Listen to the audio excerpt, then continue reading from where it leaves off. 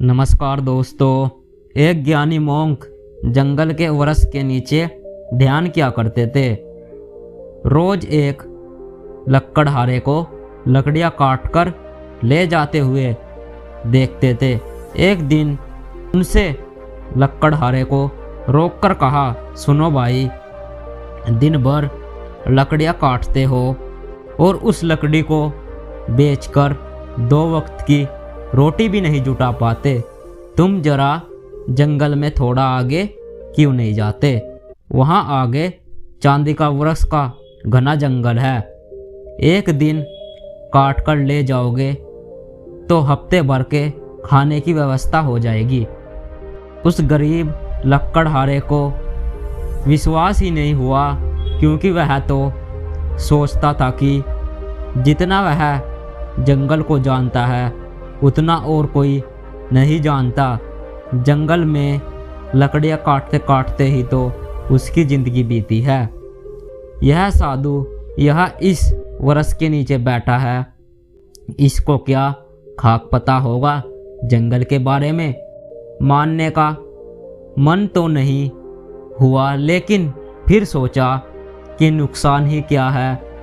कौन जाने, शायद यह सन्यासी ठीक कह रहा हो, तो फिर भी झूठ भी क्यों कहेगा। शांत आदमी मालूम पड़ता है, दयालु भी लगता है, और इससे पहले कभी बोला भी नहीं।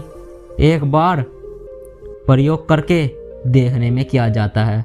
साधु की बात पर विश्वास करके वह लकड़हारा जंगल में आगे गया। जब वह से लौटा तो साधु के चरणों में सर रख दिया और कहा, मुझे क्षमा करना, मेरे मन में बहुत संदेह आ गया था, क्योंकि मैं सोचता था कि मुझसे ज़्यादा ही जंगल के बारे में और कौन जानता है। मेरा बाप भी लकड़हारा था, उसका बाप भी लकड़हारा था। हम इसी जंगल में लकड़ियाँ काट काट कर अपना गुजारा कर रहे हैं। कभी यह सोचा ही नहीं कि इससे आगे भी शायद कुछ हो सकता है। मैं भी कैसा अभाग्य हूँ, काश पहले पता चल जाता तो आधी जिंदगी गरीबी में ना गुजारनी पड़ती। साधु ने कहा, कोई फिक्र मत करो, जब जागो तभी सवेरा है। अब जाओ चंदन की लकड़ियाँ काट लो। अब उस लकड़हारे के दिन बड़े मज़े में गुजरने लगे। एक दिन लकड़ियाँ काट लेता, 7-8 दिन जंगल जाने की ज़रूरत ही नहीं पड़ती। बाजार में उसकी इतनी कीमत मिल जाती जिससे वह अपने परिवार के लिए हफ्ते भर का राशन पानी का बंदोबस्त कर लेता। ऐसे ही दिन गुजरने लगे। लकड़हारा हफ्ते में एक दिन जंगल जाता, चंदन की लकड़ी और जाकर उन्हें बाजार में बेच देता। एक दिन जब मैं लकड़हारा लकड़ियाँ काटने जा रहा था तो उस साधु ने उसे रोका, कहा, तुम सब जब से चंदन की लकड़ी ही काट रहे हो, आगे नहीं गए? तुम्हारे मन में कभी यह सवाल नहीं आता कि इससे आगे भी कुछ हो सकता है? यह तो मेरे मन में सवाल ही नहीं आया कि चंदन के आगे भी कुछ हो सकता है। लकड़हारे ने कहा। साधु ने कहा, चंदन से आगे जरा जाओ तो वह तुम्हें चांदी की खदान है। लकड़ियाँ काटना छोड़ दो, एक दिन ले जाओगे तो 2-4 महीनों के लिए हो जाएगा। अब तो वे साधु पर भरोसा करने लगा।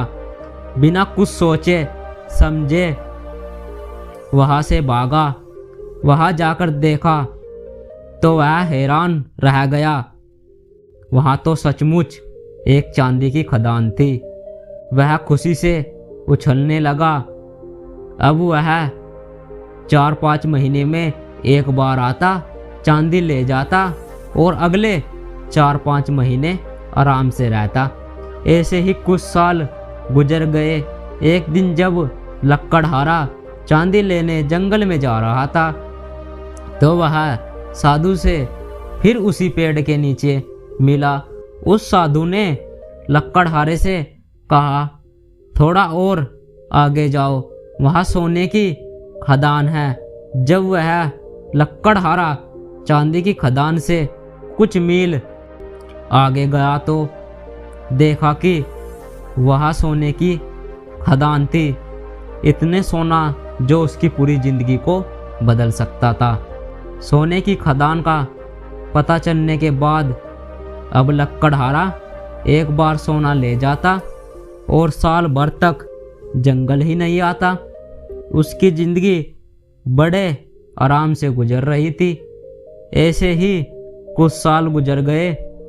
सालों बाद जब एक दिन वह लक्कड़हारा जंगल में सोने की खदान की तरफ जा रहा था तो उसे फिर वह मोंक मिला जो कि पेड़ के नीचे बैठा ध्यान कर रहा था।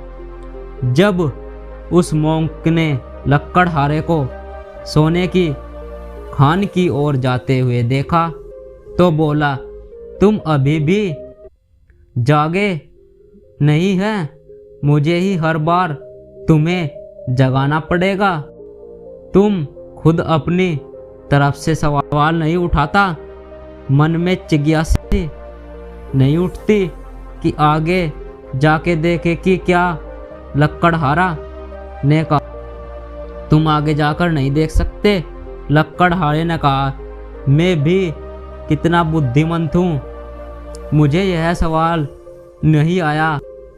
मैं तो समझा कि सोने से बड़ा और क्या हो सकता है, बस यही आखिरी चीज रही होगी। फिर साधु ने, अरे भोले इंसान, सोने की खानों से आगे जाओ, वहाँ हीरे की खदान मिलेगी। जब वह जाकर देखता है तो उसे अपनी आंखों पर भरोसा ही नहीं होता। वहाँ तो सचमुच हीरे की खदान है। अब तो वे एक बार हीरे ले जाता।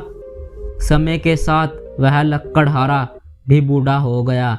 एक दिन जब वह जंगल से हीरे लेकर वापस आ रहा था तो उसी पेड़ के नीचे उसे फिर से वही साधु मिला। साधु ने कहा, अरे नासमझ, अब भी तू हीरे में ही रुका हुआ है। अब तो लक्कड़हारे को बड़ी घमंड आ गई थी क्योंकि वह बड़ा धनी हो गया और महल गाड़ी भी खड़ी कर ली। उसे बड़ी घमंड के साथ साधु से कहा, अब छोड़ो भी, अब तुम मुझे परेशान मत करो। हीरे के आगे भला क्या हो सकता है? उस मोंक ने कहा, हीरे के आगे मैं हूँ। क्या तुम्हें कभी ये ख्याल नहीं आया कि यह आदमी मस्त यहाँ बैठा है जिसे पता है हीरे की खदान के बारे में और वे हीरे नहीं भर रहा? इसको हीरे से भी आगे, हीरे से भी बड़ा कुछ बहुमूल्य मिल गया है, तभी तो यह निश्चित बैठा है। क्या तुझे कभी विचार नहीं आया? उस साधु की बात सुनकर लक्कड़हारा रोने लगा और उसी ध्यानी मोंक के पैरों में पड़कर कहता है कि मैं भी कैसा मूर्ख हूँ, कभी सोचा ही नहीं पाया कि जिसने यह सोना चांदी हीरे जवाहर छोड़ दिए उसके पास जरूर इन हीरो जवाहर से भी बड़ा धन होगा। मैं जानना चाहता हूँ कि तुम्हारे पास वह कौन सा धन है जिसके सामने इस दुनिया की सारी दौलत छोटी है। लक्कड़हारे की बात सुनकर साधु कहता है, वही तो मैं तुम्हें बताना चाहता हूँ। उस धन का नाम है ध्यान। लक्कड़हारे ने कहा, लेकिन मुझे तो ध्यान करना ही नहीं आता। साधु ने कहा, ध्यान करना बहुत सरल है। बाहर का धन तो बहुत इकट्ठा कर लिया, अब जरा भीतर की ओर मुड़ जाओ और आराम से बैठ जाओ, फिर देखो तुम्हारे अंदर क्या चल रहा है। अगर कोई अनुभव हो तो उसे पकड़ो मत, बस देखो, हो सकता है तो मैं परमात्मा मिल जाए, लेकिन तुम्हें उन्हें भी नहीं पकड़ना है। तब तक देखते रहो जब तक कि सभी अनुभव, सभी विचार शांत होते हैं। मगर ध्यान रहे, जबरदस्ती किसी भी अनुभव को करने की कोशिश मत करना। इस विचार को खत्म करने का प्रयास कभी मत करना। जब कोई अनुभव और कोई विचार ना रहे, तब तुम निर्भीत होकर समाधि में स्थित हो जाओगे, फिर इधर उधर नहीं भटकोगे और तभी केवल शून्य होगा। और उस शून्य में ही चलता है आत्मज्ञान का दिया। ध्यान करने के लिए एक चीज जो सबसे महत्वपूर्ण है वह है धैर्य। आपके भीतर इतना धैर्य होना चाहिए कि घटना आज घटे या कई वर्ष बाद, आप ध्यान करने के लिए हमेशा तैयार रहे। दोस्तों, यदि आपको शुरुआत में ध्यान करने में प्रॉब्लम आती है तो आप सिर्फ 5 मिनट अभ्यास से शुरू कर सकते हैं। अगर 5 मिनट भी नहीं कर सकते तो 2 मिनट से शुरू कर सकते हैं। लेकिन एक बात याद रखना, इसे कंटिन्यू करना, हर रोज करना, नहीं तो आपको रिजल्ट नहीं दिखेगा। दोस्तों, आज की वीडियो में इतना ही। मिलते हैं अगली वीडियो में, तब तक के लिए नमस्कार। सबका मंगल हो।